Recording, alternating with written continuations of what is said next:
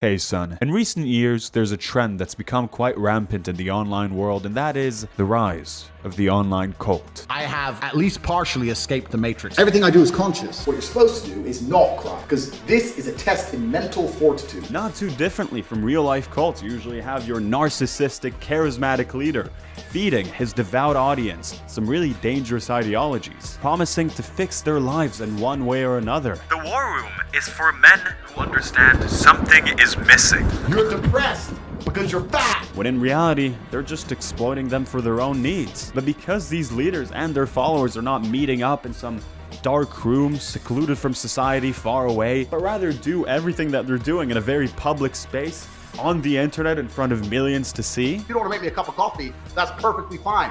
Pack a fucking bag. I hope he lives forever. Their actions end up being dismissed as something that could never be cult-like. But after looking into it over the past few weeks, after reading about the various ways in which cults manage to lure people into their dangerous, dangerous world, I can confidently say that Andrew Tate is the leader of an online cult. I'm temporarily immortal. I am Morpheus. I am the guy trying to wake you up from slavery. Allegedly. He's allegedly the leader of an online cult. I don't really want to get sued for a YouTube video. Allegedly. After looking into it, I realized that the tactics that Andrew uses to get people on the internet to worship him and give him loads of money are almost one-to-one the things that a goddamn cult leader might do. It's actually kind of crazy. He has literally made a religious tale about himself.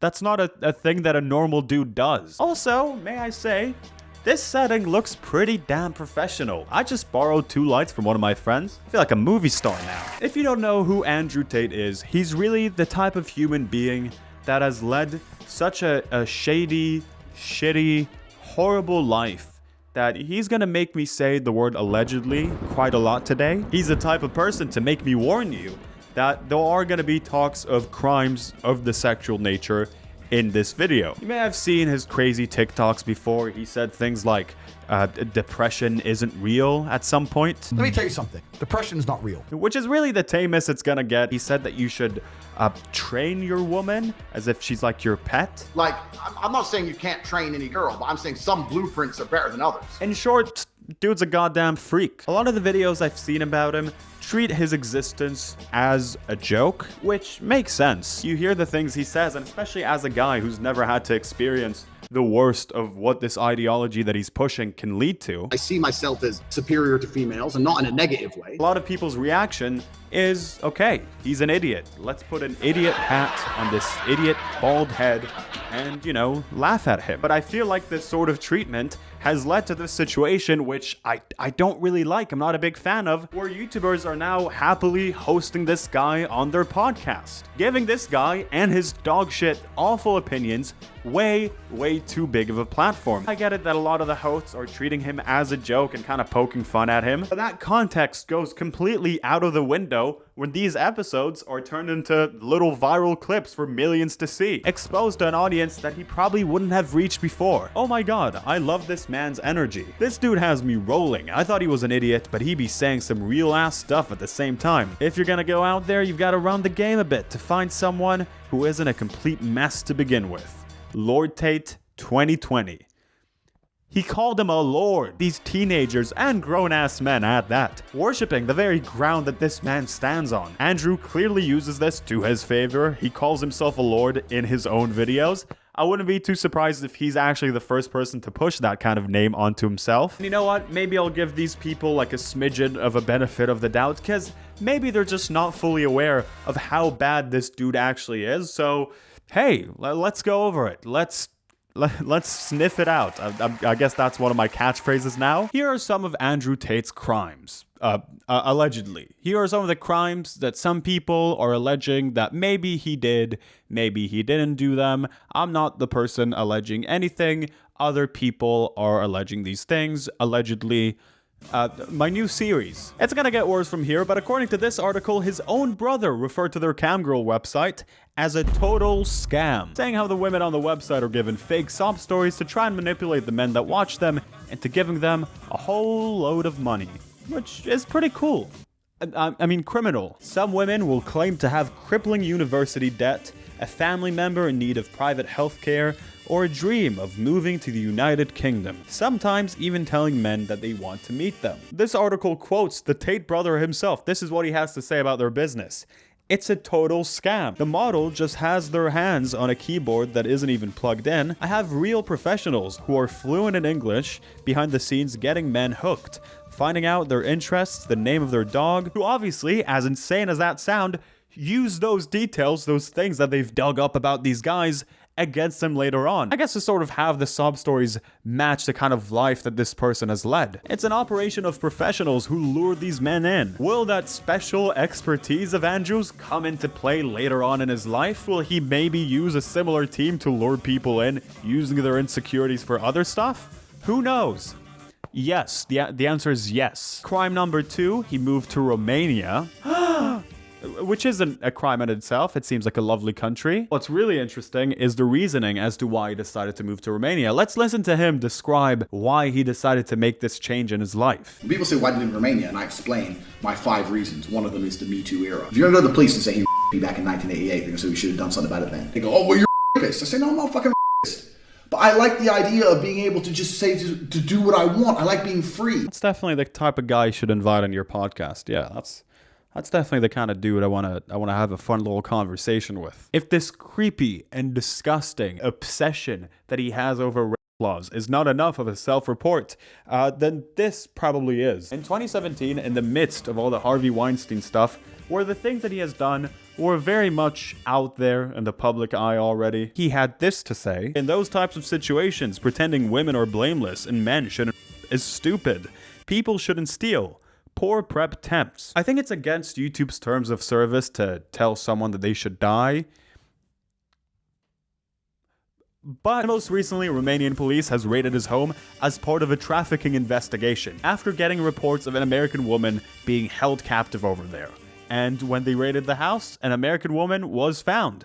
So, I don't want to allege anything. I don't want to get in trouble, but the investigation is still ongoing, so I guess we'll see how that goes for him. A lot of people have this idea that cults are like a solely religious thing. They have this image in their heads of like this leader sitting in a dark room with a robe, a bunch of candles around him, and people worshiping his very existence. All of them are there in the search for something deeper in life, while this guy's just there to make a bunch of money off of them. But while that is definitely a thing, and it makes sense that people make that association, there are many, many, many different kinds of cults. The association makes a lot of sense because a cult's main selling point is to offer the follower a new perspective on life, a new kind of truth that will make everything make a lot more sense to them. Do you ever look around you and just look at the world and feel like, kind of like we're in the Matrix, like there's something missing? It's all preying on this feeling that something needs to be changed, something needs to be done, and oh, look at this. There's a guy coming to you, giving you exactly that. The solution to everything. How does that translate into the online surface? Well, actually, unbelievably easily. Let's say you are a horrible piece of shit. Not horrible enough to not hit that mother pining subscribe button, but pretty horrible at that. You're a pretty horrible, awful human being. You're like a big narcissist guy. You like getting people to compliment you all the time. And you seem to have a talent to get people to listen to you when you shout loud enough. So you're like, okay, how do I make money out of this little hobby of mine of being an insufferable piece of shit? How do I do that? Well, the first step will be to find the right audience, finding the people who will agree enough with what you have to say to not find you to be an insufferable piece of shit. Seems like a tough job, but hey, there are ways to do that. Back in the day, you'd go to like a convention filled with like-minded people, looking for people with certain types of insecurities that you can use for your own benefit. But hey, honestly, that just sounds like a whole lot of work. What would I need to actually get out of my house? And like, what if I can't actually talk to people all that much? What if I can only talk to people when I'm alone in my room, like being filmed for a TikTok? Well, worry not, because we're in the future now, baby. Technology has been invented, and now internet exists. With the way that algorithms are built, you don't really need to actually actively go out and scour for people that may or may not find out that you can't read. You can just post your content online that feeds into a certain niche, and just let the algorithm do all the work for you. The sort of clever but also dangerous aspect of the online communities is the way the algorithms work. And so that you click on something and before you know it, something else pops up and then you click on that and you get led down these paths without maybe even realizing where you're going. You know how TikTok is. You watch one video, you linger on it for like 1.2 milliseconds than what you would do for any other video, and that's it. The algorithm has got you covered now. You gotta watch this bald dude comparing women to pets for like the rest of your life now. Like, I'm not saying you can't train any girl, but Hopefully most people watch that clip and are like, oh, this guy is kind of dumb. But when you have that sort of an insane reach on the internet, it will reach that audience that's a lot more convinced by him, especially teenage boys. Also, sometimes he just talks in his TikToks about like normal things, like, I don't know, inflation and explaining how the rich get richer. So these videos might catch the attention of someone, get them to think that he's like not that bad at all, and continue watching his other stuff, slowly kind of falling into that rabbit hole. Yanni Lalich talks about how cults have a few different systems of influence, ways in which they get the people who they want to follow them, listen to what they have to say, and actually do what they want them to do. A huge, massive part of that is preying on people's insecurities. So systems of influence are the more subtle manipulations of your emotions. You know, guilt, shame, fear, love. They use things like guilt, shame, and fear to put a lot of pressure on you. Andrew's main goal is to get people at the end of the day to just sign up to this financial advisement program that he has. Who cares? Because it's difficult to actually create an emotional attachment to that, because it's kind of boring, what he preys on has nothing to do with crypto or finance, at least for most of the time. He instead chooses to attach himself to insecurities that feel a lot more personal. He talks a lot to men who have been cheated by their girlfriends. I've had loads of guys come to me and they tell me their sob story by email. And they're like, what should I do? I'm like, leave her. Dudes who feel like they struggle with finding the right relationship, or just men who feel like they can't even understand women. I have people message me all the time. I'm fat and I can't get a girlfriend because I'm depressed. I'm like, no, pancake lover. You're depressed because you're fat and you can't get a girlfriend. An insecurity that I've heard and known about since I was a teenager, essentially, is that guys have when it comes to being the person to initiate, being the one to actually muster up the courage to go to a person that you like and tell them about that. There was this girl back in school that I used to really like. I thought that she was really cool and cute. I really hope that she's not watching this. If you're a girl and I used to be your friend back in school, this isn't about you. This is about someone else. We used to hang out all the time after school, and I just didn't want to say anything to her. I was really scared of things just being awkward between us after that, which is dumb. Guess what? This girl, we're not friends anymore. My inaction resulted in the same thing that I was scared of. But you get people who never seem to shake up that fear. That fear just lingers with them forever, and the longer that time passes, the more they feel shackled by it. So what do you do now? Well, some people hopefully manage to overcome this as time goes. Some people just decide that this is life for them and just accept it, which absolutely sucks. But some people will choose to take this negative feeling and take it into an even more negative place. You feel absolutely horrible about yourself, so you decide to take all of your problems and just pin them on someone else, on women maybe. At some point deep in that feeling, you scroll through TikTok, and then you see this guy reaffirming everything that you believed before. You see this man, you see Andrew Tate talking about all of his success, all the cars that he owns, how rich he is, how he's too smart to read books, how many women he manages to get all the time, every time, all day, every day. Women just can't get enough of this dude. He gives you this promise that he can be your savior. He can be the guy to pull you out of this dark hole. Andrew needs to maintain this idea that his TikToks is where you only get part of the wisdom and knowledge that he has to offer. Oh, you want to learn more? You want to know more about this God-given gift that he has called his brain? Well, look no further than Hustlers Academy 2.0, the only school that you can ever go to that will probably make you a bit more dumb. This is the moment you've been waiting for. This is where you get to give Andrew some good old cash. Lucky you. The pipeline so far has been pretty simple. People watch his clips either on TikTok or on YouTube, get interested, blah, blah, blah, blah, blah. He gets people to worship everything that he says because he keeps talking about how smart he is. I don't make mistakes. Everything I do is conscious. Funnily enough, in a lot of these clips, you get more or less the same kind of comment. Oh man, I used to think that this guy's like a complete idiot, but because now I am also a complete idiot, I don't really care anymore. It almost feels like it's a bot leaving these comments, like to try and get people to actually think that, to implant that idea in their heads. Andrew is such a motivation and role model. All men could learn from his mentality. So much respect for this man. I hope he lives forever. What, like Jesus? The fact that this is a real human and we can experience him online like this cannot be taken for granted. Shut the hell up. These are exactly the type of people who later on go to his academy and pay for all this stuff. And I wanted to actually see what kind of pressure does he put on people the second they go into the website. So believe it or not, I actually went on a little bit of an undercover mission. That's right, I disguised myself as Ron, a nervous guy. I was kind of thinking on the spot. I didn't have enough time to think of an actual interesting character. Don't blame me. I had a very interesting conversation with one of the website support people called Nick, who called me, get that? A G. I've literally never been called that in my life. As Or, that's my actual name, by the way. I always kind of try to be nice to people, be fairly polite. I pay my taxes on time. But as Ron, I'm a G. I'm a gangster. I'm a 50s mafia gangster. Hey, I'm Ron. Get out of here. Non sono bravo a parlare italiano. Nick asked me how I want to change my life, which was pretty thrilling, I gotta tell you. And you know what? I felt like I could never lie to Nick, even as Ron, the gangster. I needed to insert some of my real life truth in there to make it all, a bit more believable. I said, I want to have sex with loads of hot women and be rich. He said, what's your plan, G? I stuck with my own truth and I said, I don't know. I feel too nervous to talk to them. He said, nice. Nice? Nick, what the hell? I'm spilling my guts over here.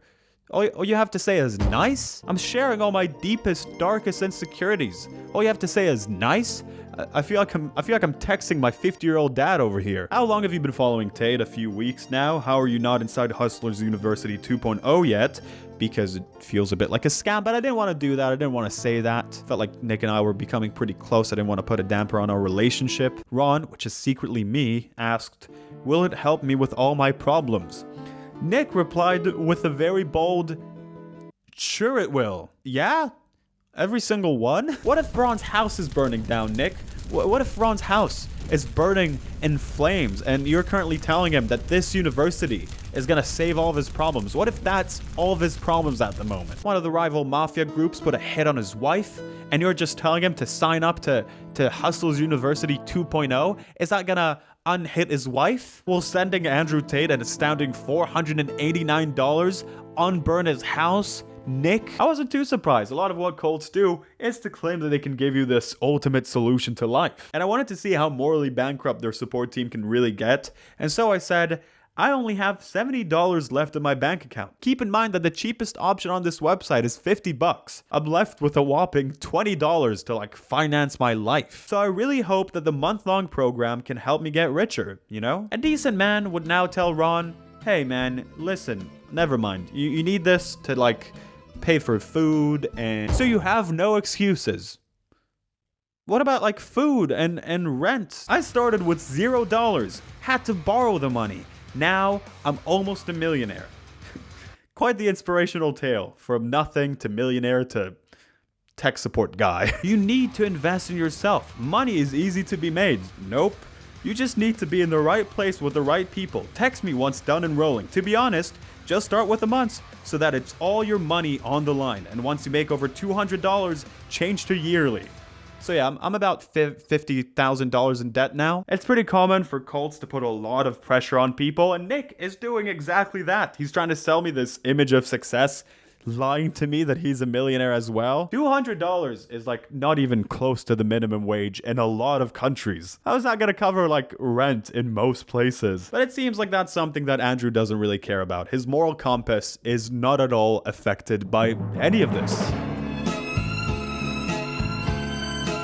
I went over some really long lists and papers about different kinds of traits and characteristics that cult leaders have, and I think that Andrew has all of them. At first, I went over a few papers and I was like, okay, some of this actually works with him, some of this doesn't. But the more I've looked into him, I was like, it's all of them. It's It's all of them. Even the crazier shit like religious imagery. That's a thing that he did. Has a grandiose idea of who he is and what he can achieve. He literally called himself Morpheus. I get called Morpheus all the time in my DMs because I'm trying to wake people up. If the Matrix is real and you are watching this video, I am Morpheus. I am the guy trying to wake you up from slavery. Morpheus from the Matrix movies. The guy who's quite literally there to break your current reality and to bring you into this newer, better kind of existence. This new, wonderful realm of knowledge and clearance of the mind. Can you actually say that? Clarity of the mind. I am Morpheus. I am the guy trying to wake you up from slavery. Morpheus, like an actual spiritual leader and mentor to Neo, the main character of the Matrix. That's who he is claiming to be, which fits incredibly well with what we said earlier, where a cult's main idea is to give the follower an ultimate solution to life. I've actually rewatched the first Matrix pretty recently, so I can say that there are some similarities between Andrew and Morpheus. They're both bald. They got sunglasses. What really sets the two of them apart is that Morpheus doesn't really have a grandiose kind of image of himself. He doesn't want to be revered all the time. His goal is not to be worshipped and loved like Andrew Tate does. There isn't like a scene where Morpheus goes over fucking how many Lamborghinis he has in his garage. Lack of remorse for his actions. Everything I do is conscious. His lack of empathy is something that he's really, really, really proud of. He loves how much he doesn't care about other people at all. There's this interview that he did with a psychologist, and I think that just the thumbnail on its own is something that should be psychoanalyzed to some extent at least. It's really funny that in the one video where a person might assume that he might be a bit more vulnerable, show a different kind of side of himself, he's like, no. This is not happening today. Look at me. I'm a tough guy. Whew. Look at me with my tough guy turtleneck sweater and my tough guy dog. I'm a big manly man. I don't have any feelings. Wait, you think I had feelings? No. I'm a manly man. In the interview, the psychologist asks Tate a pretty interesting question, which is, does he actually feel any remorse for the way that he treated women along the years? Do you ever have to apologize, make amends to women for things you've done or said? No, because I will never apologize because I don't make mistakes. No, I don't feel sorry for anything. Why would I feel sorry? I'm just a guy. He says that the reason for that is that he's conscious of every decision that he's making. I don't make mistakes. Everything I do is conscious. So even if I do something you don't like. How do you know that? How do you know that everything you do is conscious? Because I know exactly what I'm doing. How do you know that? I think what the psychologist is trying to get at is that the whole idea of a conscious and a subconscious, it's literally the part of your brain that influences your decisions in ways that you don't know. So if you don't know what they are, you don't know. You don't know what they are. You can't claim to be conscious of every single thing that you do. Everything I do is conscious. Has an exaggerated sense of entitlement that allows him to bend rules and break laws. He ran a business with his brother that his own brother referred to as a literal scam. And now for my favorite bit, the religious imagery, his little religious tale that he made about himself. In Andrew Tate's Hustlers University, there's a section on the website called Tales of Wudan, where Andrew has essentially written like a whole ass fan fiction about himself. It is some of the nerdiest shit I've ever seen in my whole life. Look at this fucking picture. In a previous life, I lived 5,000 human years atop Wudan Mountain. I remember every lived second. Life is competition. Competition is violence. In many modern forms of competition, we have attempted to water down the violent aspects, to replicate violence in the most sanitized way. He talks about like basketball for a while, comparing that to war. The largest, strongest, most beautiful tree violently crushed the surrounding saplings in the quest for resource. Every time I see beauty, I see the struggle required to create it. When I see myself, I know the struggle lived to become who I am, to live as I do. The more sophisticated my understanding of the universe's state of constant war, the happier, more content and peaceful I feel. You are meant to struggle. You are here to suffer. If you do neither of these things, you are either dead or invisible. If you want people to care about who you are, become familiar with pain. If you do not struggle to become an exceptional man, you are nobody, and every female will prove to you you may as well not exist. He just keeps repeating himself. You can really tell that he doesn't read all that much. This is the beauty of life as a man. We are born. Just shut up. What the fuck are you talking about? Look. Look at these drawings. In a different life, Andrew imagines himself with a full head of hair. That's pretty damn funny. What is going on here? Is it creating a woman out of water? What in the Wattpad is this shit? Atop Wudan, I told Priest Master Yan Hui how at peace I felt among the trees. I could feel life all around me, sitting at the foot of the largest tree. I asked him, when life is so beautiful, why do we fight? His reply was simple. Do you think the largest tree you sit beneath grew so tall amongst many if it didn't fight? In a previous life, I lived 5,000 human years atop Wudan Mountain. I remember every lived second. Dude's a massive fucking nerd. This very much ties to a thing that a lot of these leaders do, where they make you feel like pain is like this necessary and integral part of the process of life, specifically of the process of joining them and doing what they want you to do. You may feel pain losing all of your life savings on one of my weird crypto advice things, but that's a good thing, actually. The goal of a cult is to make you feel like you depend on them, like you need them to be an integral part of your life. The transcendent belief system is the overarching ideology. It gives you the answers to the past, the present, and future. So it's a new way for you to understand the world and your role in the world. And it's inclusive in that when you are part of that, you feel like you're a member of the elite, you're special, and those other people who aren't part of it, well, there's just something wrong with them. Tate bluntly plays on that element quite a bit. This is another bit from the same website in a page called The War Room. The War Room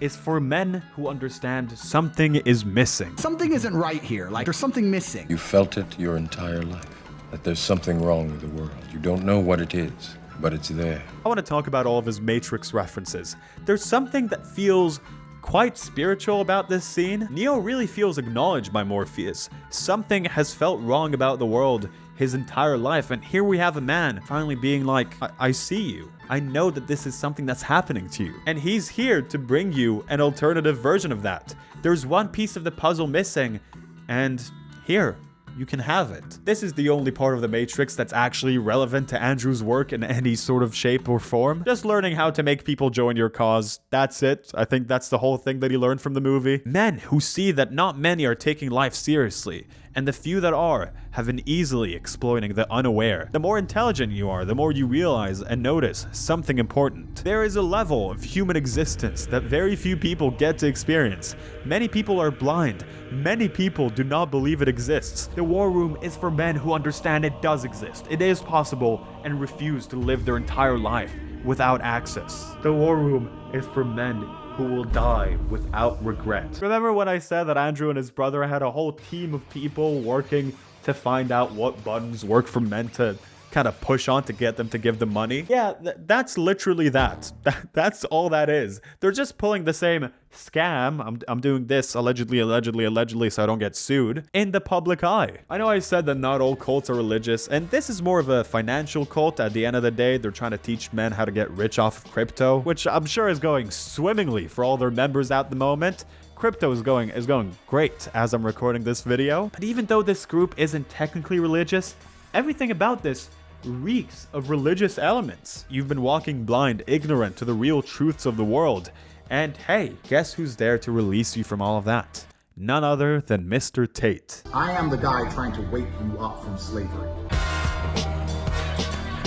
Cults are notoriously known to be against people getting outside help and outside therapy, which makes a lot of sense. If you work on your insecurities and manage to improve your mental health, then they really don't have a lot to prey on. Something that I found really interesting is the way that Andrew talks about mental illnesses and depression and everything of that sort, essentially saying that they're all just figments of your imagination. Let me tell you something. Depression's not real. If I went to jail today, I'd be depressed because I'm in jail. Right. I haven't caught depression. I don't have a disease. Obvious dumbass take, but his fans seem to eat it up. They're so goddamn brainwashed. This dude, not a fan, said, I don't believe in depression. Ah, a man of science. Pedro replies with, he is right. Depression don't exist. This other guy says scientifically it does, but this person replies with, or maybe that is what they want you to believe in order for the government and those people to put themselves in a leveraged position against you. Like Tate says, let's give a depressed guy $2 million and some six-packs, and let's see how depressed he is. Depression is an illusion based on your situation and mindset. Yeah, you know, this random commenter does have a point. I've never heard of any rich and famous and attractive people having any sort of problems with their mental health. That's Andrew made a whole video called Therapy Ruins You. Now, his idea of what therapy is kind of funny for two reasons. One, it just shows that he's never been to therapy or like has done that to actually improve himself and not because he was on Big Brother. And two, it's ironically enough a great description of what he's doing. So let's start from the beginning. What is therapy? Well, therapy is the idea that you need to go through life crying about the bad things that have happened to you, to some other mortal being as if they are God. It's not in their business model to improve your life. Treating another human being as if they're a god? That's what you're doing. You called yourself Morpheus. You call yourself Lord Tate, you absolute nerd goofball. You created a whole made-up story about how you lived on top of a mountain for 5,000 years. People say you shouldn't bury your problems because if you repress them, that's bullshit. World War II, how many people died? Did everyone sit around and fucking go, oh, we don't have time to rebuild all the cities? Andrew can't stop giving mental illness and World War II as like an example for things. And honestly, I've just kind of had enough of that. The fact that it wasn't necessary before and is now necessary means it's new think, new age, and you've been conditioned. I'm the great-grandson of two Holocaust survivors. The horrors that they went through are something that you cannot even imagine. I grew up for the vast majority of my life with my great-grandma around, hearing the stories of what she's been through. After the war, they both managed to build a family together, grow a new life, but I can assure you that the lack of any sort of mental care that was around at the time really impacted them badly. Society just expected them to shut up about what they've been through and move on. Kind of the mentality that you're pushing right now. There's nothing wrong with fucking having something bad happen to you, internalizing it the best you can. Therapy is not like an ultimate solution to all of your problems, but it's a great way to detect if there's something that you're doing that's a problem and dealing with that. We're definitely moving in a better direction when it comes to mental health, but let's keep going there. Let's ignore idiot opinions like the ones that Andrew keeps spewing out and just keep moving in that direction. So many of the things that he says are so unbelievably wrong, like scientifically even. But he doesn't even care. He says that therapists are not living this ideal, perfect life, so why should you even listen to them? You need to go to some other normal human with their own problems, who's no better than you, and sit there and go, oh, this happened, that happened. Clearly suggesting that he is living this kind of ideal, perfect life, and you should listen to him. This guy is like the dad that none of us ever had, but we all needed.